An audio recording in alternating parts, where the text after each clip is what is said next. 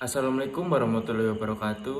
Perkenalkan, nama saya Andika Brantama dari kelas 12 IPS 2 SMA Negeri 1 Sutojayan. Di sini saya mau mempresentasikan materi tentang teks cerita sejarah. Yang pertama ada pengertian teks cerita sejarah. Teks cerita sejarah adalah teks yang di dalamnya menjelaskan atau menceritakan tentang fakta atau kejadian masa lalu yang menjadi asal muasal sesuatu yang memiliki nilai sejarah. Yang kedua ada ciri-ciri teks cerita sejarah. Yang pertama, cerita disajikan secara kronologis atau berurutan. Yang kedua, berisi fakta-fakta. Yang ketiga, menggunakan konjungsi temporal atau kata sambung waktu.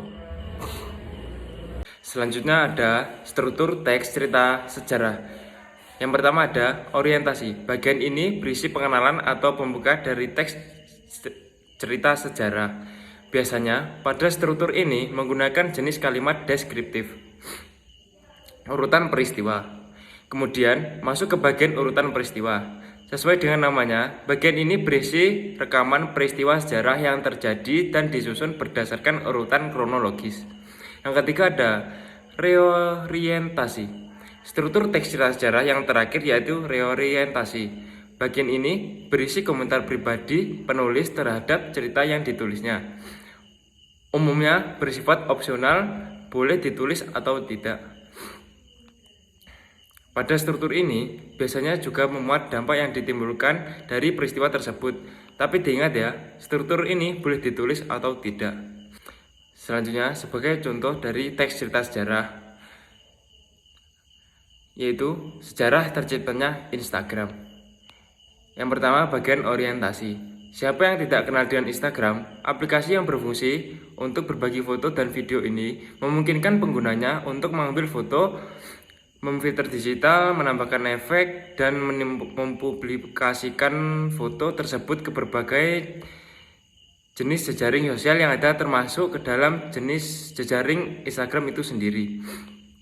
Instagram sendiri terbentuk dari dua kata utama, yaitu Insta yang berarti instan seperti pada kamera jenis Polaroid yang lebih akrab disebut dengan foto instan, dan kata Gram mengarah pada kita Telegram yang cara atau pengaplikasiannya adalah untuk mengirimkan sejumlah informasi pada seorang dengan sangat cepat. Selanjutnya ada urutan peristiwa. Burp Inc yang merupakan perusahaan startup teknologi yang notabene hanya berkonsentrasi pada pengembangan dan pembuatan aplikasi telepon genggam, berdiri pada sekitar tahun 2010 lalu. Pada mulanya, Burp Inc sendiri berfokus pada pendalaman seluruh fungsi bahasa pemrograman, yaitu HTML/CSS. Namun seiring berjalannya waktu, Mike Krieger dan Kevin Systrom selaku CEO dari perusahaan ini memilih untuk berfokus hanya pada satu hal saja. Seminggu lamanya, mereka berusaha membuat ide yang mungkin dapat mendatangkan profit.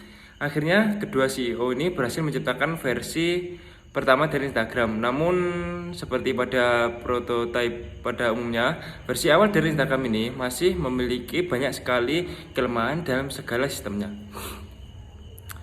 Setelah melalui berbagai tahap penyempurnaan, versi Burp atau Instagram ini akhirnya sudah dapat diuji coba dengan menggunakan perangkat iPhone. Namun tetap saja dirasa memiliki banyak sekali fitur yang tidak terkategori dengan baik.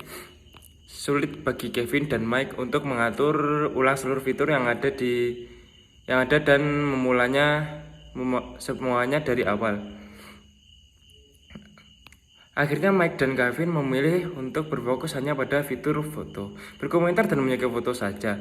Inilah kerangka awal terbentuknya jejaring sosial Instagram saat ini. Pada tahun 2012, tepatnya tanggal 9 April, diumumkan sebuah berita besar, yaitu saham kepemilikan Instagram akan diambil oleh Mark Zuckerberg selaku pemilik Facebook dengan uang tunai dan saham senilai $1 miliar. Yang terakhir ada reorientasi. Instagram saat ini banyak diminati baik tua maupun muda. Penggunaan yang mudah dan fitur yang terkesan canggih membuat Instagram yang semakin populer dari tahun ke tahun. Dengan jejaring sosial, Instagram kini kita dapat mengetahui segala aktivitas teman-teman kita hanya dengan melihat foto dan video mereka. Terima kasih. Wassalamualaikum warahmatullahi wabarakatuh.